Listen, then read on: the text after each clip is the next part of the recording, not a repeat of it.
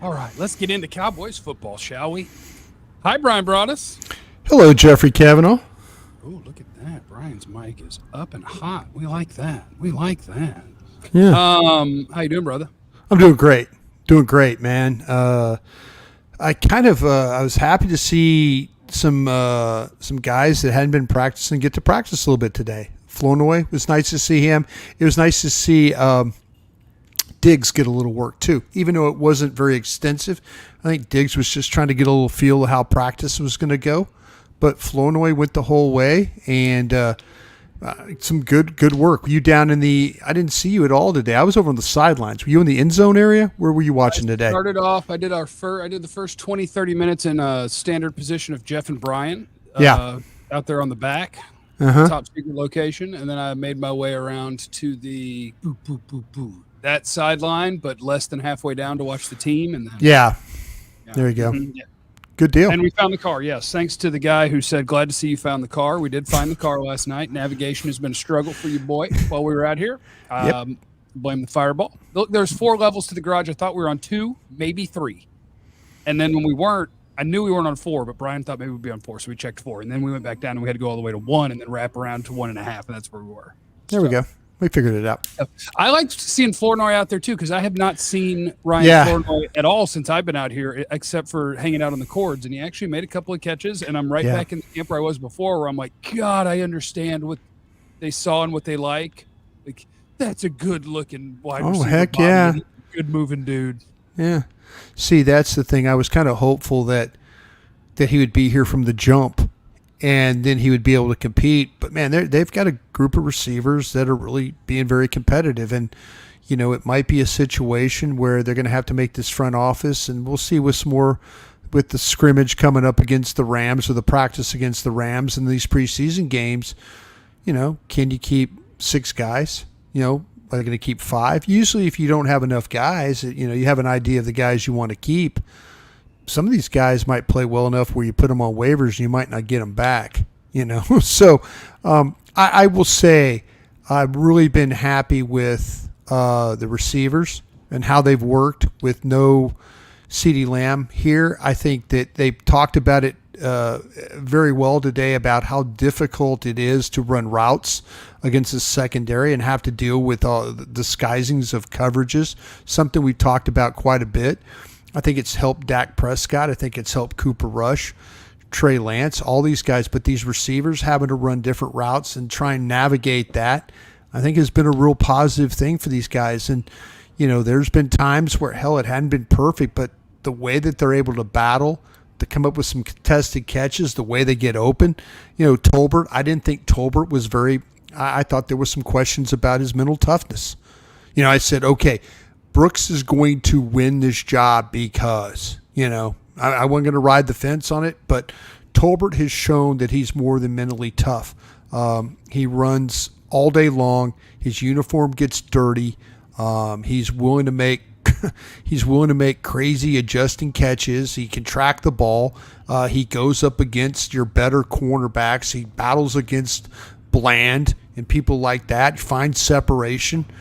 You know, I question his mental toughness, and he's shown me that, like, you know, hey, I could be a guy out here. You know, Cooks practices hard too. I just like the competition with the secondary, with the wide receivers, and I love the fact that these quarterbacks are willing to try and throw it in some tough spots. I will be really interested to see how each practice looks once Trevon Diggs is all the way back, because as you mentioned today, like, he was back, but he was back in individual and 7-on-7 and not the 11-on-11 stuff. Right. But at least in 7-on-7, you didn't have, I hate doing this. You know, I hate doing this, Brian. But you didn't have the easy target. When the ones are out there, you just throw it 25. And it's not fair. And I'm like, oh, congrats, Brandon Cooks. You caught another pass on Nashawn Wright. And so when Diggs gets out there, I'll be excited to see how they all match up, especially if they still don't have CeeDee Lamb out here, because I do think that changes things. But I have been super impressed with their wide receiver group. And you know me, I love my wide receivers. You do.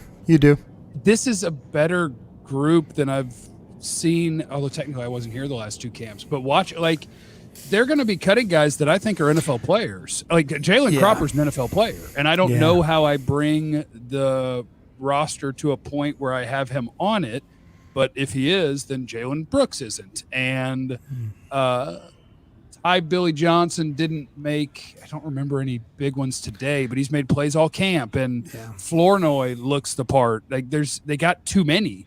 And I'm used to being like, oh, guys, stop hyping up this guy who's not even going to make the team. And I'm like, you can tell me that any of 2 or 3 guys that aren't TJ Vassar, those kind of guys. Remember the TJ? And Vassar was a thing that we all knew. Like, oh, congrats, there's a tall guy that's making some catches, but he ain't making the team because he ain't playing special teams.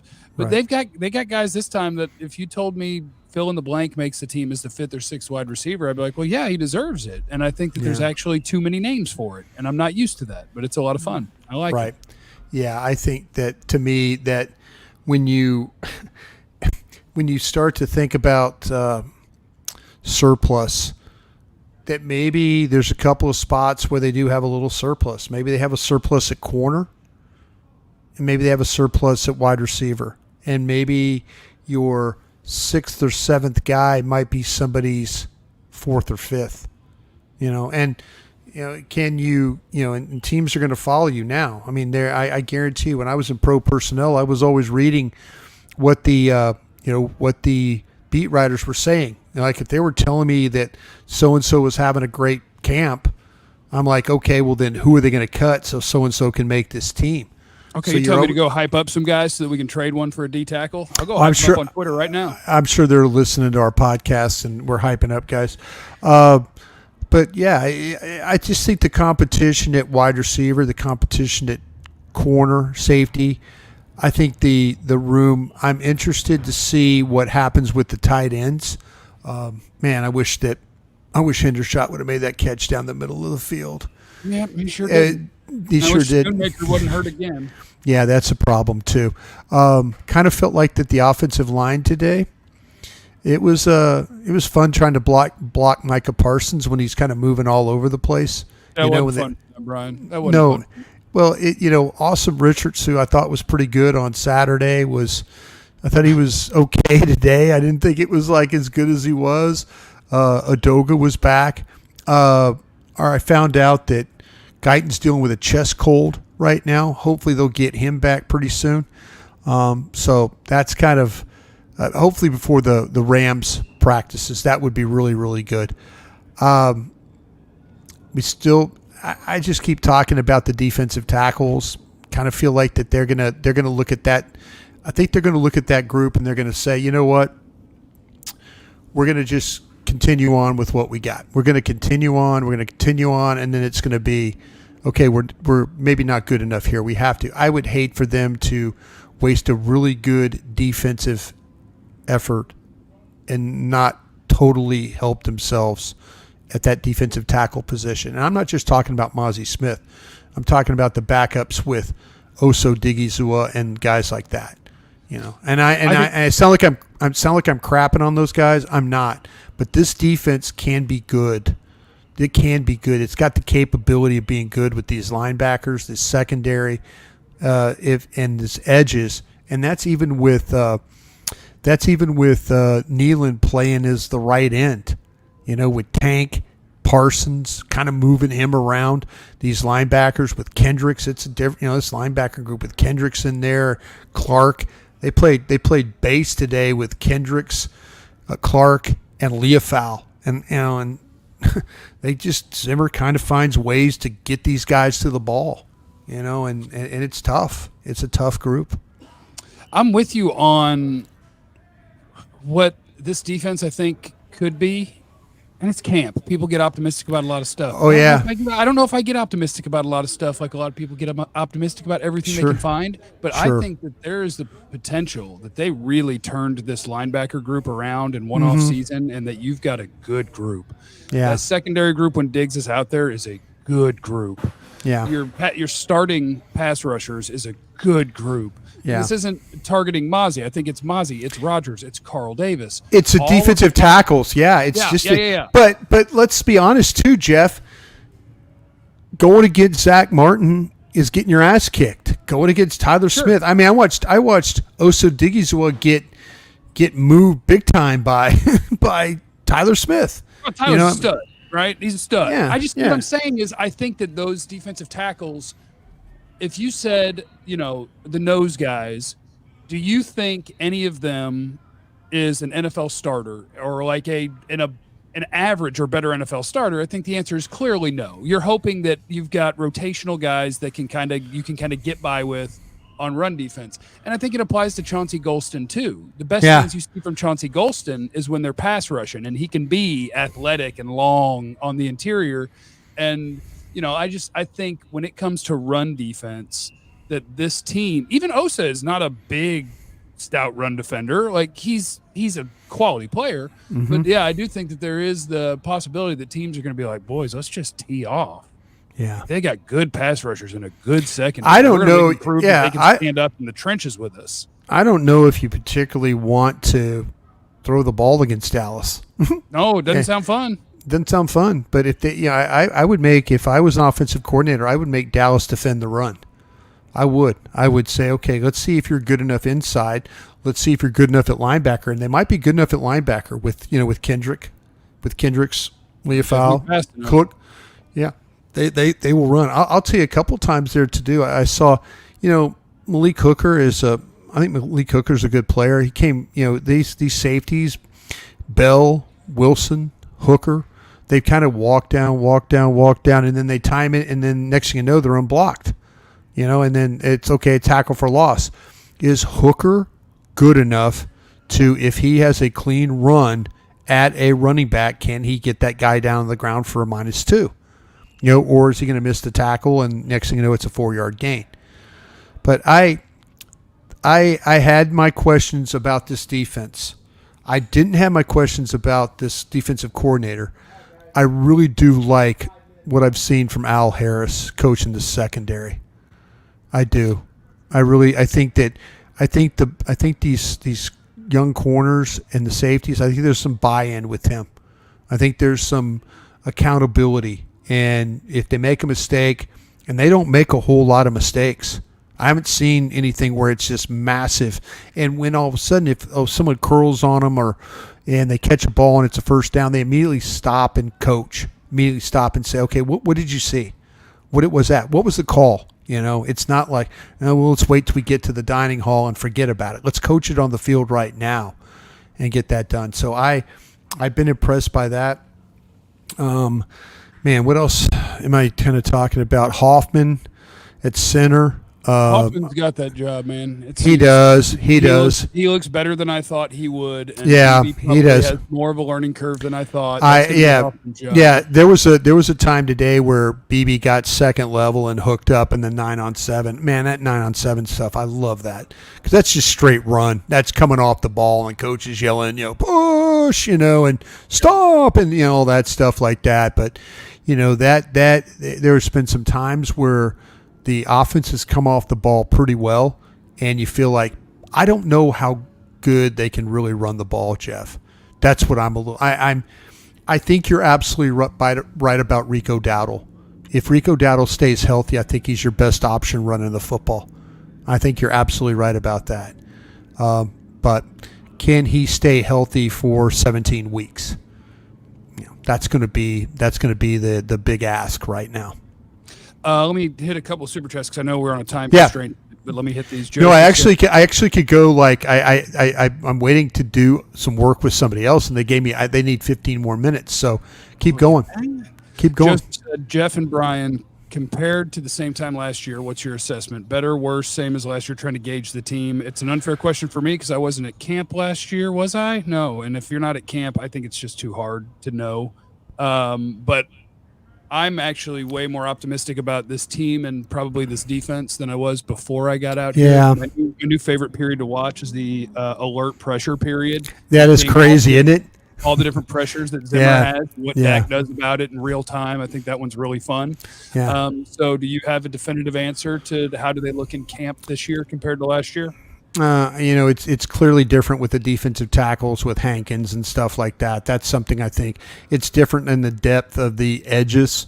If you look at, because Nealon's starting, But if Nealon was drafted this year, say Nealon was drafted last year, it would still be, well, it would be, it'd be Armstrong, Sam Williams, Fowler.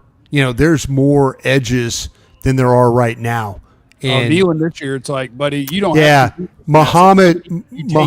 Muhammad is kind of your backup guy right now, and that's another position. That's another kind of a sneaky position that they're probably going to have to look at, because the depth at the the depth at the defensive edge position is not. I'm not saying the quality. Well, maybe a little bit of the quality's not there too. The linebackers are clearly better this year. The secondary, I think overall, if you look at the depth of the secondary, looks better. It used to be, McQuamu and, Nashawn Wright and all that. I can get by with playing with Carson, and I don't have to play with Nashawn Wright or did McQuamu, did he get a groin injury? Did I hear? Yeah. A groin thing, yeah. Got a little bit of a groin thing. Yeah, that's not good. But I think that your quarterback, I think you got a little bit more depth at wide receiver. Your offensive line, I'm going to say, You Guyton out there. yeah, but when you look at, It was better than I thought.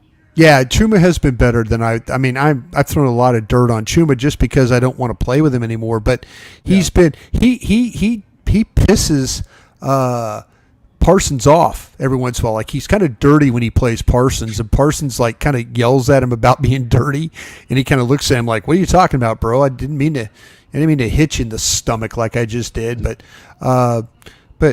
he's played better. I like to see. I just haven't got the running backs. I don't know. I think having Pollard here was clearly better than what you're dealing with right now. We'll see what happens with these others. The quarterbacks, man, I think Dak is practicing really well. I think he's getting better. I don't see anything that makes me believe that Dak Prescott. Now, they're probably going to ask him to throw the ball 40-something times a game, but be ready. That's probably what's going to happen if they don't run the football. So did I answer the questions? I kind of went around position by position. I think there's some positions they're really good at, like, say, the linebackers, the corners, the wide receivers. I think there's some depth there. The offensive line, I think it's a push right now at center. Hoffman maybe a little bit better. I was kind of hoping that Beebe, the learning curve, as you mentioned, wouldn't be as strong. It's prevalent. You could see it. Probably going to be something that they're going to have to deal with.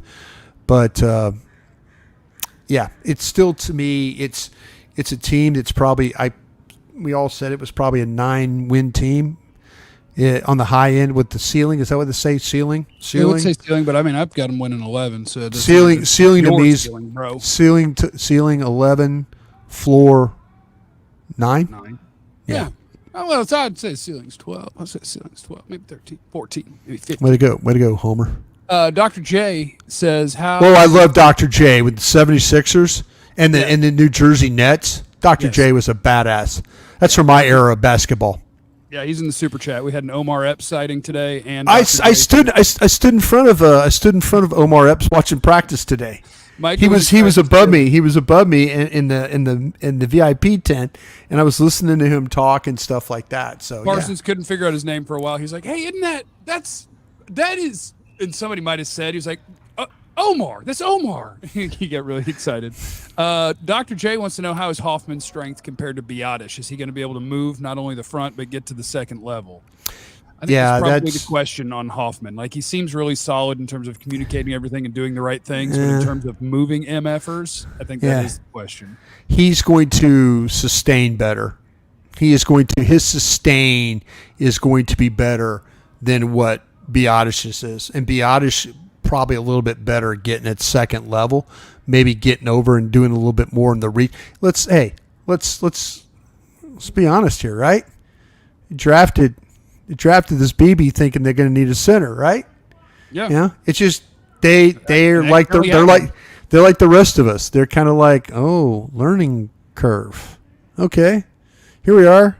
Go get him, Hoffman. But I'll tell you what, Mike Solari, the line coach, I said it a lot. Line coach, every time you mention Beebe, Oh, that Brock Hoffman, though. Brock Hoffman. How about that Brock Hoffman? How about that Brock Hoffman? You know about Brock Hoffman, though, don't you, Brian?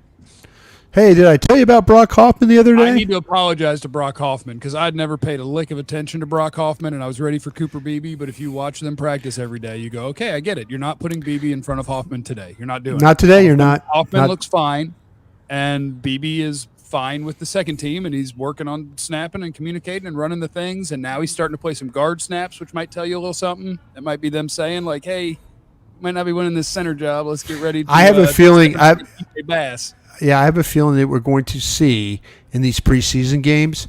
I have a feeling we're going to see him and Shipley.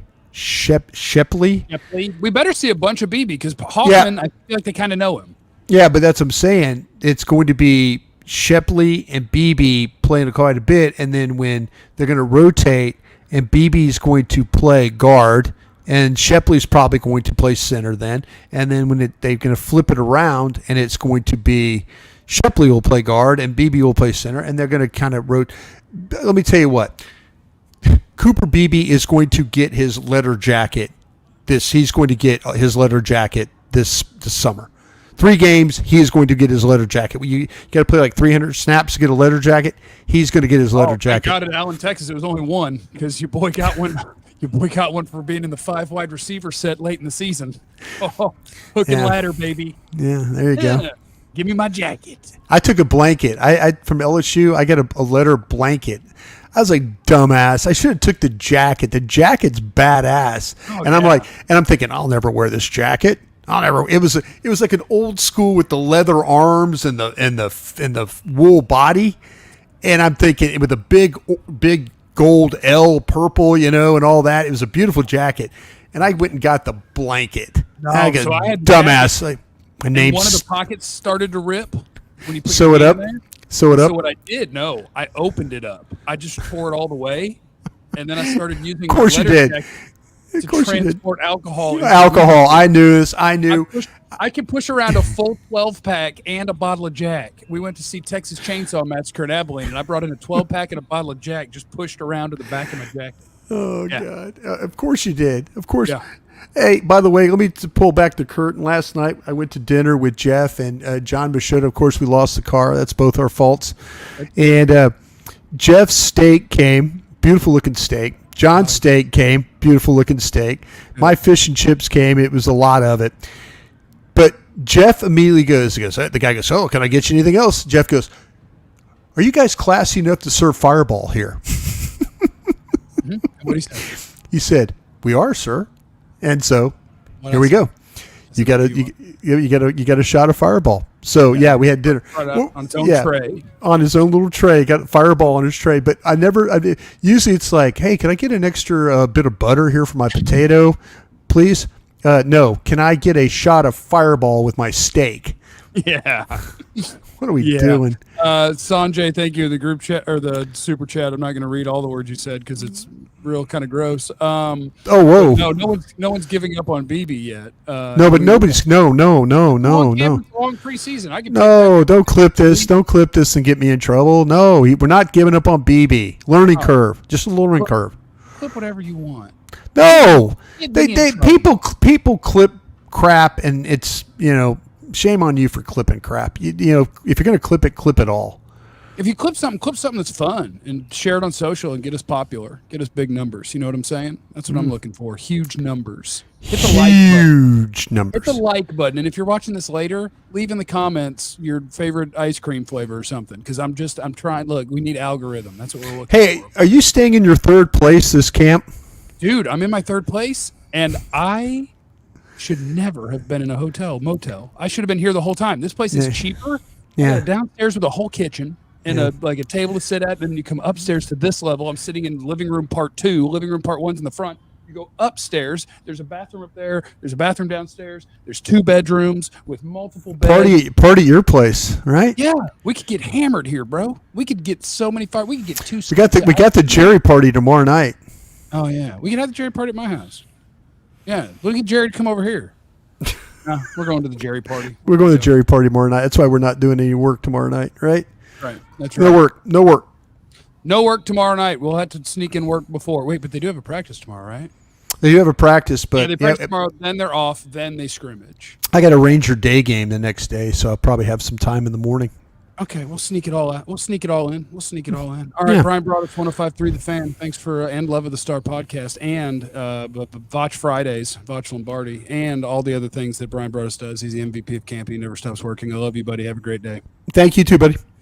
All right, remember you have no idea what anyone's going through. Be cool to everyone. I love you. Be easy.